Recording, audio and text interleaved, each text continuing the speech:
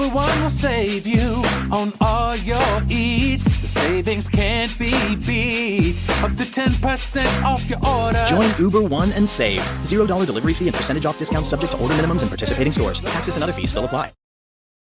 Every team, every topic, everywhere. This is Believe. Welcome to Sugar-Coated Murder Podcast, a brilliant true crime podcast hosted by two zany sisters, all while baking up delicious treats in their kitchen. Here are your podcast hosts, Karen Devaney and Ann Varner.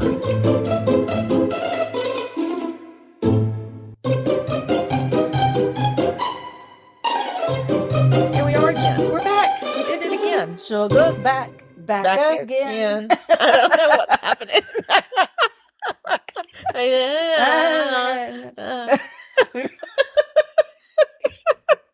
I wasn't sure what was happening. I didn't recognize the song. Oh, gotcha. Yeah, so I wasn't sure where we were going with it. It's still September. And it's still Serial Killer September. Oh, Lordy. Serial killers, serial recipes. We are serialed up. We're seriously serialed. Seriously. Hi, y'all. Hey. I have a recipe made with cereal. No way. I swear. That's insane. What a coinky dink. Oh, my God. It's like we're on the same page. Wow. I know. It's from a website called All We Cook. Oh, we cook. All We Cook. All right. And evidently we cook a lot of cereal. There's nothing wrong with There's cereal. nothing. Game. I love it. We're bringing cereal back. So this is what had happened. Mm-hmm. I saw this recipe for this stuff called pistachio puppy chow. Oh. And I thought, oh, that sounds different. But I like butterscotch. Oh. So what I done did was I done took this recipe and I done made it my own. I hear you. Yes. It didn't taste like pistachio when I tasted it. No, because it's butterscotch. I understand that now. So I get it. I'm going to tell you what I did. And if somebody wants the real recipe, you can go to allwecook.com or email us and say, give me the real recipe or give me the even better recipe. The even better recipe. That's what we need to call our website for recipe. Yes. You take a box of rice checks, a can of sweetened condensed milk, a half a cup of butter melted. I did all of these things so far. Then there were some white chocolate chips that I did not do. Okay. And then a 3.5 ounce box of instant butterscotch pudding mix and not pistachio. So I did the butterscotch. Okay. And instead of the white chocolate chips. Oh my gosh. So the other one is green when it comes out? It's green? It's kind of greenish. It's like a limey green. It's like puke. It's like it's more like a really light lime green. Oh my goodness. Instead of the white chocolate chips, I actually did toffee bits because I think toffee and butterscotch go well. I do if too. you could find caramel chips or caramel bits, you could use those. Right. My toffee chips, they did not melt. Oh, I understand now. Yes. Okay. See, I've tasted said Puppy Chow. Yes. Okay. All right. Yeah. Okay. Also, it calls for a half a teaspoon of vanilla. I did a heavy pour of a half a teaspoon of killer vanilla. Of course. It calls for some salt. I did not add salt. You can if you want. And then it says 2 cups of powdered sugar. I ended up using the whole box. What? Oh my Lord. It's fine. Okay. It's fine. It's fine. Okay. It turned out really good. It's a diabetica puppy chow. It's for the diabetes. That's why we call it the better recipe. We got all kind of butter and all kind of sugar, and then we just threw some more sugar in. Threw some more shit in there. You pour your cereal in a bowl or in a double bagged brown bag. You know what I'm saying? Like a grocery bag, which I'm not using that. No. That's gross. Yeah. I needed a big bowl and I thought I had a big enough bowl. Right. Turns out I didn't, but I made do. I made it work. Right. You take in a microsafe, which is the same thing as a microwave safe. It's just an abbreviation. Right. Microsafe. Right. Bowl. You add your sweetened condensed milk. Mother of God, I'm not getting through this. God. It's your condensed milk. Condensed.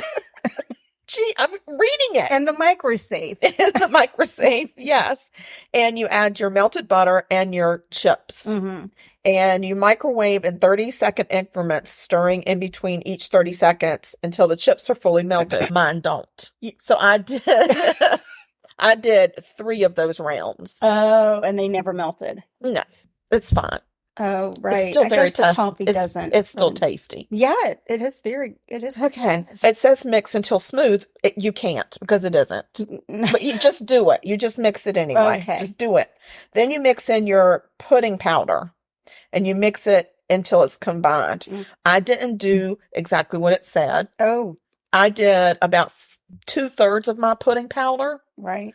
And I mixed it. And then the rest of it, I added to my powdered sugar to zhuzh it up. Oh my God. You totally went rogue. I mean, really? It's the better recipe. Okay. And then you add your vanilla and salt. And then you pour that mixture over your cereal and you toss it.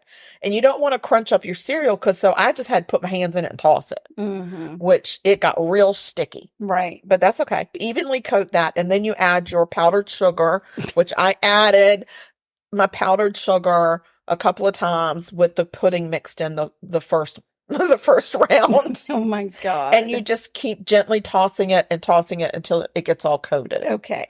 And then you put it out it says you have to let it dry, like cool it, and then it needs to dry off a little bit. Right. Because it's a little bit sticky. So I have a pizza pan with holes in the bottom, and I put some parchment paper on it, and I put that. It didn't spread out like evenly. It's like, it's a heaping. It's so much. Right. That's why you cut them in half. Yeah, but I can't do that. Why? I can't do it. Why not? Well, because I didn't want a half a box of Chex Mix sitting around my house.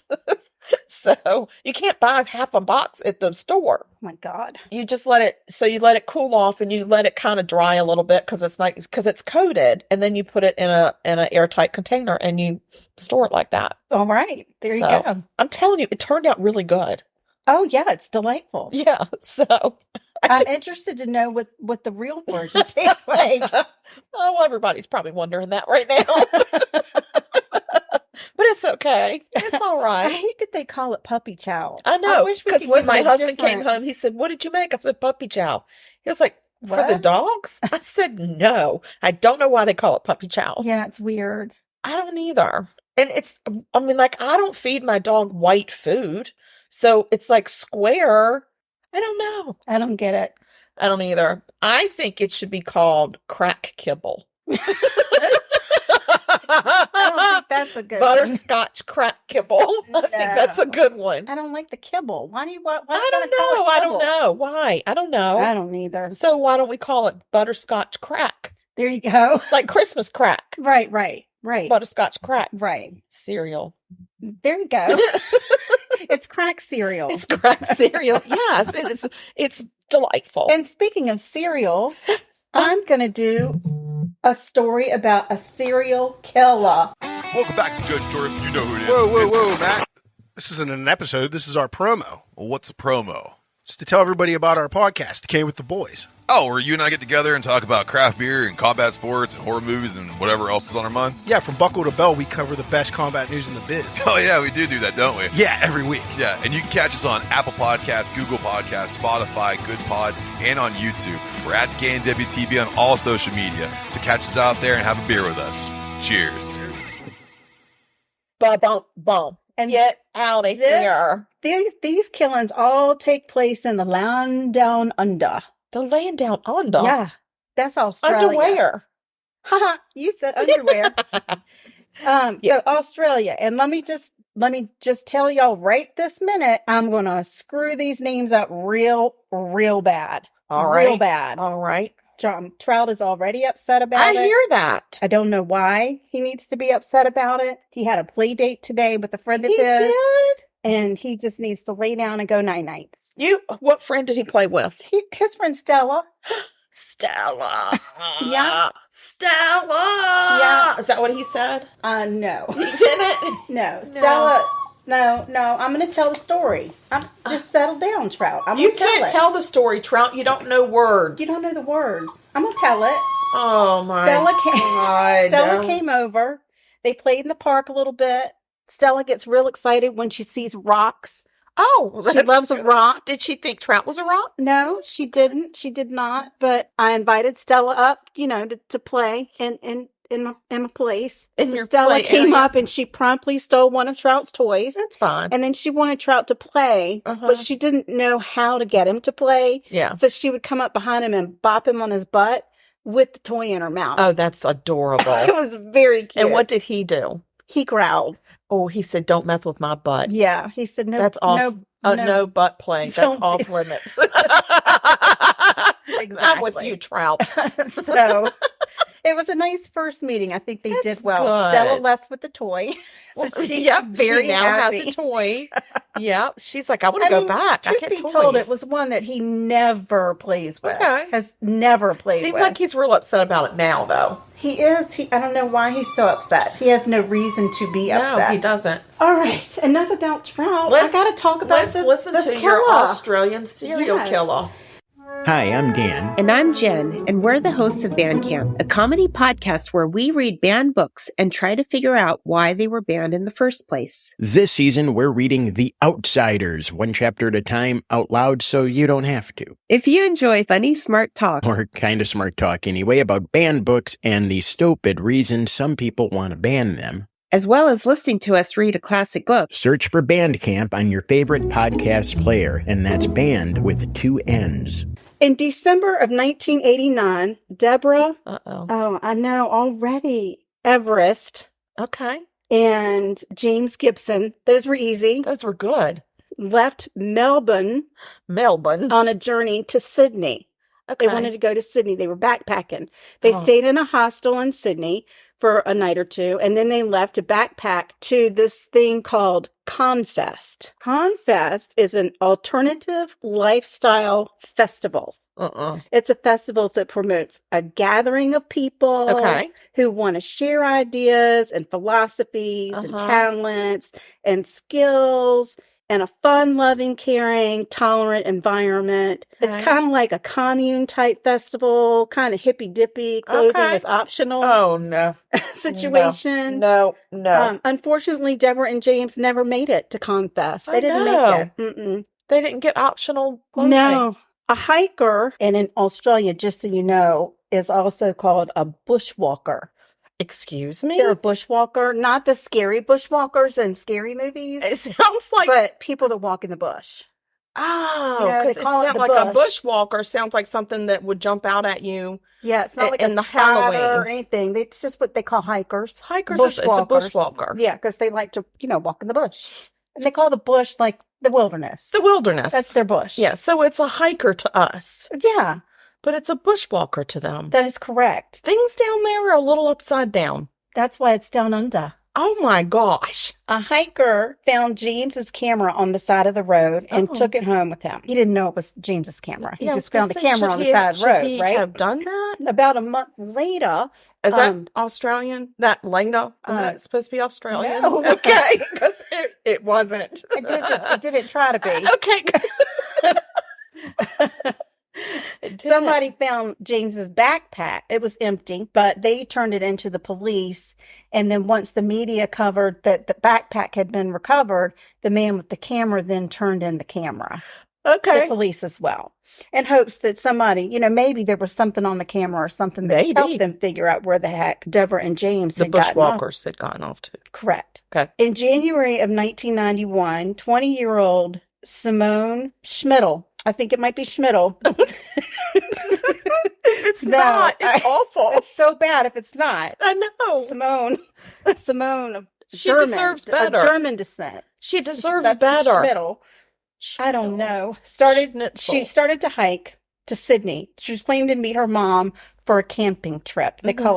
We call it a vacation. They call it a holiday. A holiday. She had taken a train from Germany to Sydney, and then she planned to hitchhike to Western Sydney to meet her mom. Her mom was flying in. Mom was like, see you later. Yeah, I'm not hitching. Simone never made it to meet her mom. Oh, no. She disappeared from the train, somewhere around the train station, never to be seen again. Wow. In December of 1991, 21-year-old. Uh-oh. Here we go. I know. I feel so bad. I want to call him Gaber. Gabor? but it could be Gabor. I'm thinking Gabor. Gabor. Yeah, I'm going Gabor. I can't pronounce his last name. It's that's not even the last name? That's the first name. Neujbauer. And 20-year-old Anja, Havscheid. Oh, good God. They left the Backpackers Inn located in King's Cross, Sydney, with a plan to hitchhike to Adelaide and Darwin. Okay. Also, these two are also German. There's a lot happening around Sydney. Right. Yeah. They never made it to their destination either. Huh. Right? Yeah. In April of 1992, Joanne Walters, 22, and Bless her heart for having a simple name. And Caroline Clark, 21, both of Britain, left King's Cross, Sydney, to backpack around Australia. Their first stop was to be in Victoria to pick fruit. They wanted to go in and pick some fruit. Fruit? Yes. Like a kiwi? I don't know what kind of fruit I think kiwi. I think they have kiwi in Australia. I know there's a kiwi that's a bird in Australia. And I think a fruit is too. You think? Aren't they called kiwis, or is that New Zealand that's called kiwis? I think you're wrong. On all of it? I'm just going to put it out there. That just is so harsh. Like, I believe you're just wrong. You're just, everything you said is wrong. Like, there's not even like a 10% chance I was right on anything. I'm not sure which part you're going on. I just know somewhere in there you're wrong. Well, I agree with that, but can't you just give me like a sliver of it? Like, you might have been right on 5 things. I don't think out of the 20 that you said. No, you didn't say 20 things. I'm just saying, give me 5. The story's not over. Have some puppy chow. Pipe down. Along the way, they stopped at Bulby Pass and asked for directions to some highway that starts with an H. I feel bad. Hume Highway. The women never made it to Victoria to pick their fruit. Oh, dang. Oh, next page. Excuse me. I have a flipple book this time. On September 19th, 1992, you're going to love this one. A couple of orienteers were orienteering in the Belanglo State Forest. None of the words that you said make sense except forest. Okay. It's about an hour and a half. What are Sydney. orienteers? I'm going to tell you. Orienteering is a sport where participants use a map and a compass to find their way to some point in an unfamiliar area. They orientate themselves. Yeah, and a lot of times they run because you want to be the first one there. Yeah. So it's kind of like a treasure hunt, only there's no treasure. No treasure. It's like geo-tracking. Correct. Yeah, they call it orienteering. Oh, that's awful. These orienteers had a rough day because they came across a concealed corpse. Concealed corpse? Yes. Not congealed, which was what was in my mind. Concealed corpse. They called police, who came to the scene. The next morning, as the police were gathering clues about the deceased, they found another dead body just 100 feet from the first. Wow. Within days, the bodies were identified as Caroline Clark and Joanne Walters. Joanne had been stabbed 14 times. 4 times in the chest, 9 times in the back, and once in the neck. And when I tell you that she was stabbed in the back, her spinal cord was severed, so she would have been paralyzed from the stabbing. That's horrifying. Caroline had been shot 10 times in the head. 10 times in the head? 10 times. Was her head even there? 10 times in the head. That's a lot. That's a lot. That's a lot in the head. Right. A little over a year later, a fellow was out gathering some firewood in Belanglo State Forest. It's a big one. It's a big forest there. I'm murdering the names. Mm-hmm. When he stumbled upon what he thought could be human bones. So he goes to get the police and brings them because he didn't think they could find their way to check out the site. And it turns out the bones belonged to 2 bodies. That of James Gibson and Deborah Everest. Oh, the first couple ones. Of them. Yeah. Medical and forensic specialists determined that James had been stabbed 8 times in the back and the chest. Wow. So again, his spinal cord would have been severed. He would have been paralyzed. Yeah. Deborah had literally been beaten to death. She had a fractured jaw. Her skull had been fractured in 2 places, and she had knife marks in the bones of her forehead. Oh my God. In addition, she had been stabbed in the back. Stabbed? Stab cells? Yeah. She had been stab cell? You say stab cell? In the back? Yeah, right in the back. Cell. Right in the back. What is happening? Stabbed? She been stabbed? Yes. Cell? True? Is this true cell? By October of 1993, police knew they had a serial killer on their hands. No shit! But listen to how they handled their serial killer situation. Okay. They put together a task force with 20 plus detectives and analysts, and the government kicked in, from the page, flip it, a $500,000 reward. Oh, they are not playing. No, they're not playing. That's $500,000. $500,000. And I think out in the outback, you might be able to live off that for a little while. A little while. During a police sweep in the state forest in November of 1993, the skull of Simone Schmidl was discovered. They soon found her skeleton. Simone had been stabbed 8 times in her chest and back, again paralyzed. A couple of days later, not far from Simone's skeleton, they found some clothing that belonged to Anja Halshed. Okay. Police soon found the bodies of Anja and her boyfriend, Gaber. Gabor. Yeah, let's go Gaber. If it's a first name, I'm saying Gaber. Okay. Anja had been decapitated. Her skull was never found. No. Oh. Gaber had been shot 6 times in the head. What is this? All the head shots. There's not enough room in the head for these things. Right. That's really overkill. The task force worked around the clock to process evidence and clues. They got a break in April of 1994 when a detective discovered a report from a man named Paul Onions. Onions, you Onions. say? You say onions. Paul Onions. Not bunions. Not bunions. Okay. Onions. Is he any kin to Sal? Sal. Sal Onions. Don't turn your back on him. You could get stabbed. Back in 1990, Paul had been backpacking when a man named Bill picked him up.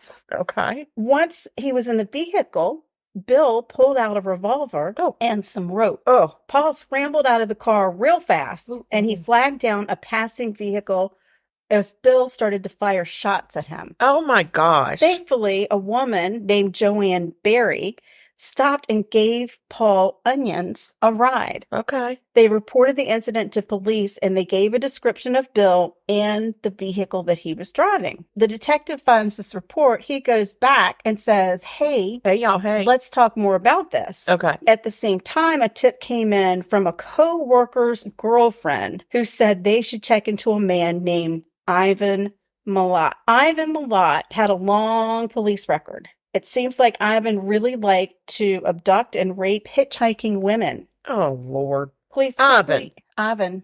Bad. Ivan, trying to get in touch with you. Ivan. Police quickly zeroed in on him and arrested Ivan on May 22nd of 1994. He was charged with 7 counts of murder, 1 count of attempted murder, 1 count of false imprisonment, and 1 count of robbery. Wow. Yes. That's a lot. He was found guilty on all counts. That's right, Ivan. Flip it. Sorry. He received 7 life sentences without the possibility for parole to be served consecutively. OMG, they know how to do it down under. In addition, he got 6 years for attempted murder of Paul, 6 years for false imprisonment of Paul, and 6 years for robbery. I don't know if he stole something from Paul or not, but he got a robbery charge in there too. Okay. His first day in prison, he was badly beaten by an inmate. Oh, shucks. A year later, he tried to escape, but was unsuccessful.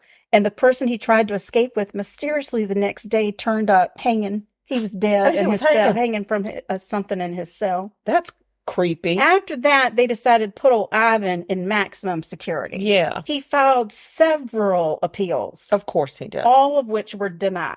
And he got so mad, so very mad, he took a plastic knife and cut off his pinky finger because he was going to that'll teach him. He was going to mail it to the court and demand an appeal. No, a finger does not get an appeal. Well, and if you wanted to be serious, mail him your middle finger. Exactly.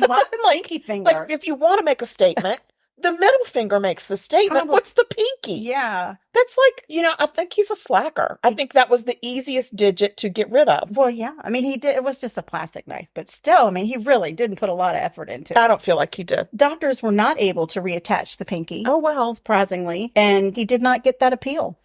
In 2011, he went on a 9-day hunger strike because he wanted a PlayStation. Oh, my God. Ivan. Get a grip. His request was denied. But, and you know what? I would have said, you don't have to ever eat again, Ivan. He did lose 55 pounds. In 9 days? I think it was a lot of water weight. I feel like that is just an absolute, it's an embellishment. Oh, yeah. That could very well be. Or I could have done the math wrong. It was 25. Never mind. It's wrong. It's just wrong. It's wrong. No.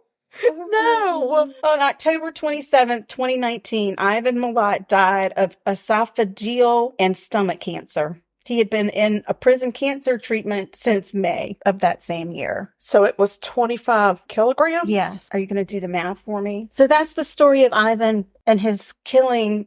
It is 55.116 pounds. Oh my gosh. I'm so very glad. That's just, I'm sorry. You cannot lose that much in 9 days. I know. Well, I mean, are they counting the pinky or no? I mean, how much does your pinky weigh? I don't know. Maybe he had fat fingers. Yeah, that's like ounces.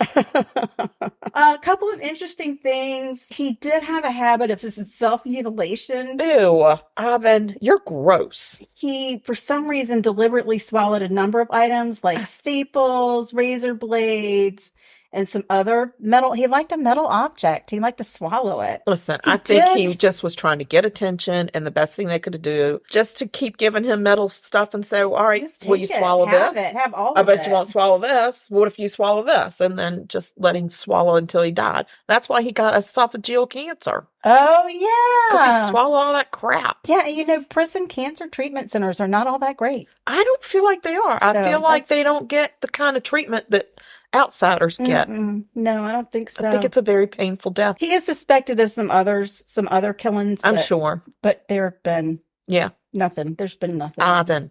And now that he's dead, I'm sure they're Ivan from down under. Ivan from down under is literally down under. He is. He's down under. He's way down under. Way down under. Way down under in the fire pit. Under the under. He is. He is under as you can get. He is. He's the underest.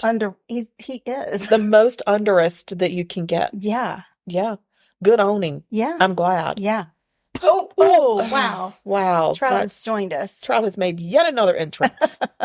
So that's it. That's what I got. We did it. One more week of Serial Killer September. Yeah, I feel like we did it. And Trout, what are you doing? He's like, "Ooh, do you have puppy chow?" Yeah, it's stuck all to my shirt. It's stuck to my shirt, buddy. All right. Well, I'm a walking puppy chow. You're gonna have to find a serial killer for next week, and I'm gonna have to find another recipe. Something else to make with cereal. If anybody has any suggestions for cereal recipes for Ann to make, email us at murder.sugarcoated@gmail.com. Yeah, we didn't even talk about that last episode. We just didn't talk about any social media, nothing. Yeah, we're on the countdown to Crime Con. So we've got the Buy Me a Coffee. Buy Me a Coffee. In our link tree. I haven't. Yeah, it's in our link tree, but I'll also post the direct link. Yeah.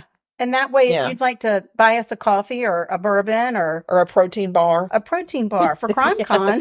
That'd be great. We would really appreciate it. We could really use that. Or some more peanut butter for Trout. Yeah. And listen, if you want us to try and get Nancy Grace's autograph, let us know. We'll try. We'll try. We might not be able to, but we'll try.